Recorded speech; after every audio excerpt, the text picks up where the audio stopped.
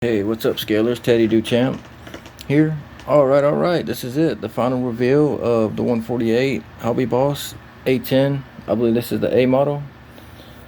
Um, all in all, overall, great kit. Great kit. They give you a lot of cool options right out the box with as far as ordnance, but I didn't use too much of the ordnance out the box. I used the A-9s here from the Ming kit, and then the Mavericks, I took the 4 Mavericks I took out of the Ming kit too, because I think they're just a little bit more detailed and go together a little better.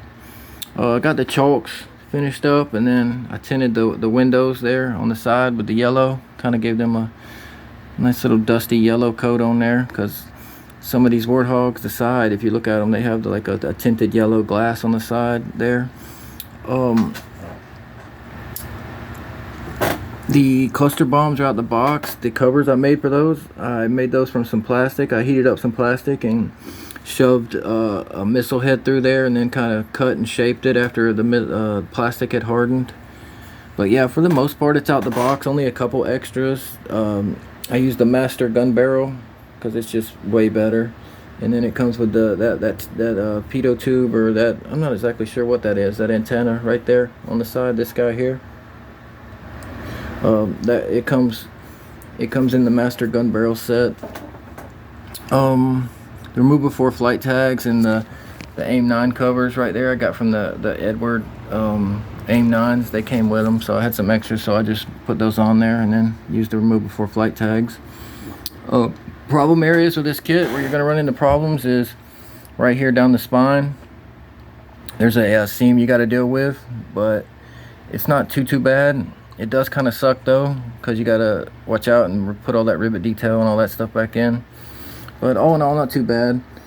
And then right here along the engine nacelles, right there, it's like really thin, and it's a tough area to deal with as well, but it's nothing that you can't overcome if you just take your time and, you know, do it slow and make sure you're kind of doing it right, where you don't take off too much plastic, because the nacelles are so thin that, and they're round, so you don't want to really sand too much off there, you know what I mean, because it'll distort the shape of the nacelles.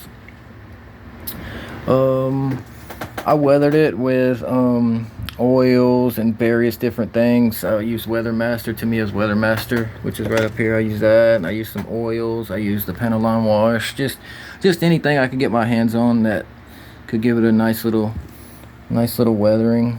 Take some of the monotony out of the paint, where it's not just one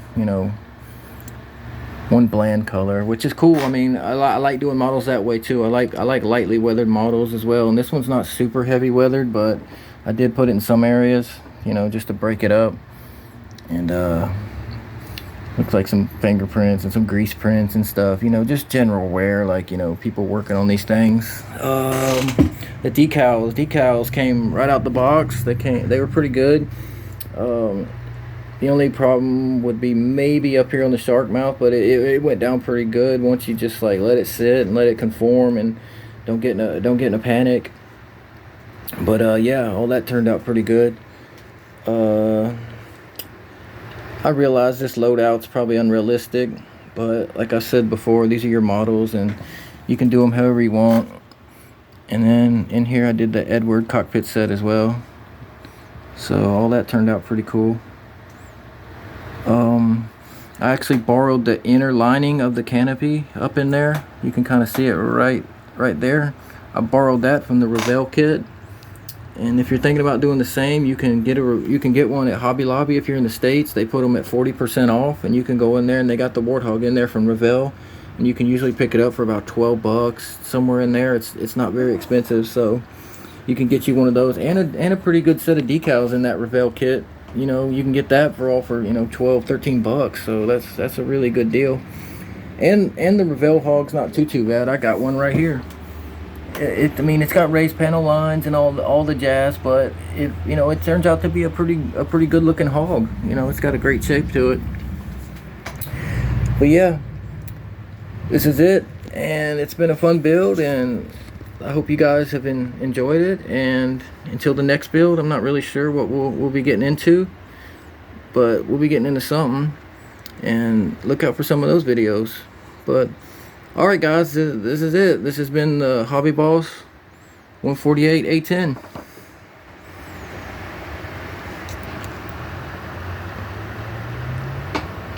Alright guys, bye.